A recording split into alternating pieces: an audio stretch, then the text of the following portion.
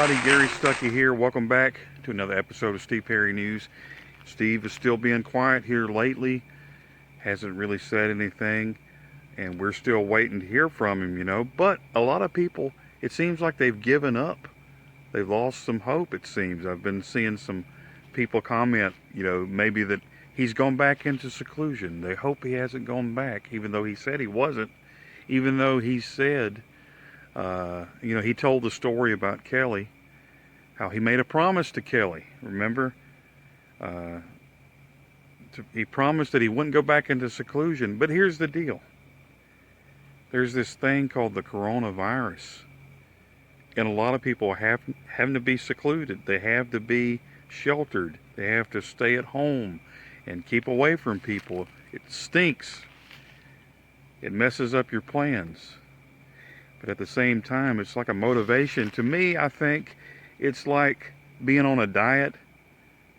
You're doing it for the betterment of yourself. It's the doctor's orders. And you can't eat any sweets. You can't eat pizza or something like that. But at the end of the diet, you're starving and you eat what you want to. And, maybe you don't go crazy. But you eat a lot better than you were doing at the time.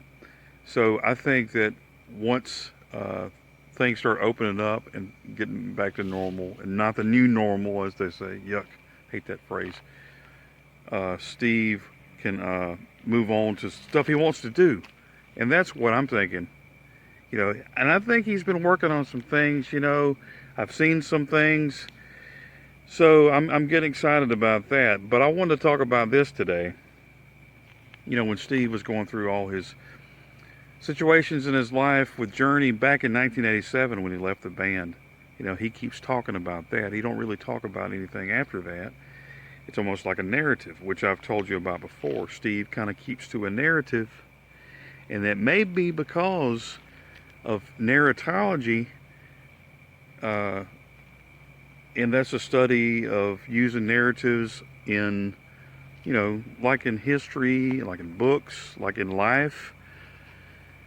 And Steve, when he was going through his, his spiritual times, he was reading the Bible, but he also said that he was interested in a guy named Joseph Campbell, who really has a lot to do with mythology and using it in life, things like that, which I'm not like a big follower, or believe in what he believes in, but it is very interesting as far as using these mythological stories, I guess, to go with life. And kind of ironically, Steve was reading about him, about Joseph Campbell, but he has this thing called A Hero's Journey.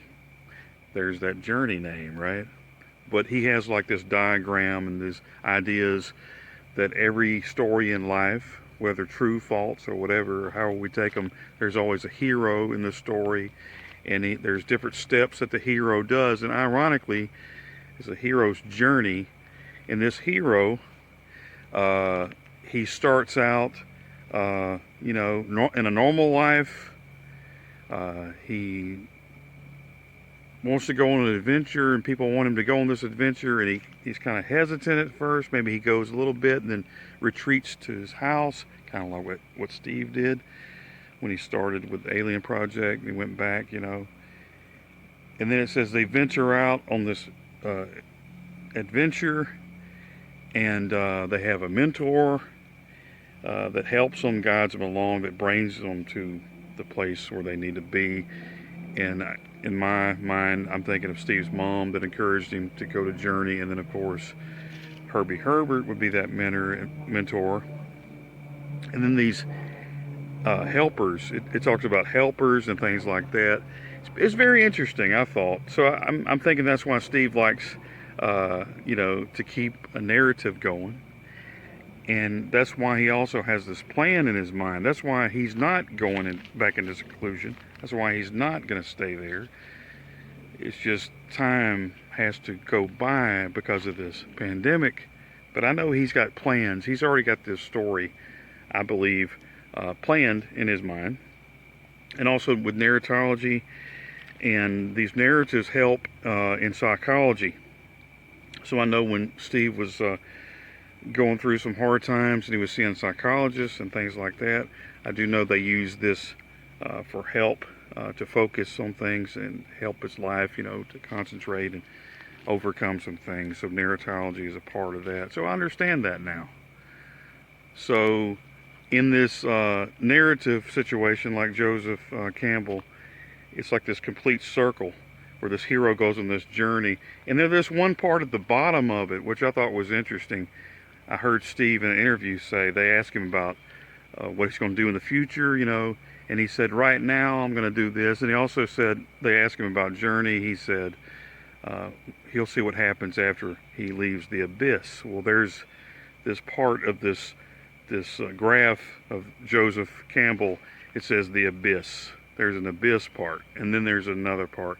Like I said, it's not like religion or anything that I believe in or nothing like that. It's just like a part of a theory of all narratives and stories and mythology, that every hero goes through these steps. And it's interesting. But if Steve is following some kind of pattern or something like that, and he's in the abyss right now, and according to that chart, there's more to come.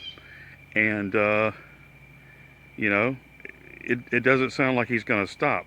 It's a complete circle. He's not going to stop right there at that abyss that he's in. He's got plans, and like I said about being on a diet, you don't go on a diet for nothing. You go on a diet so then, when you get healthy or whatever, you can treat yourself. It might not be the way it used to be, but you can still treat yourself, and oh, what a joy it is. And I do believe after this is all said and done, Steve is going to have some music. We're all going to be happy again. And I don't think it's going to be too long. I think he's been working on some secret stuff. So we'll just have to stay tuned for that and wait and see. And until next time, everybody, whatever you do, this is Gary Stuckey. Don't stop believing. God bless you.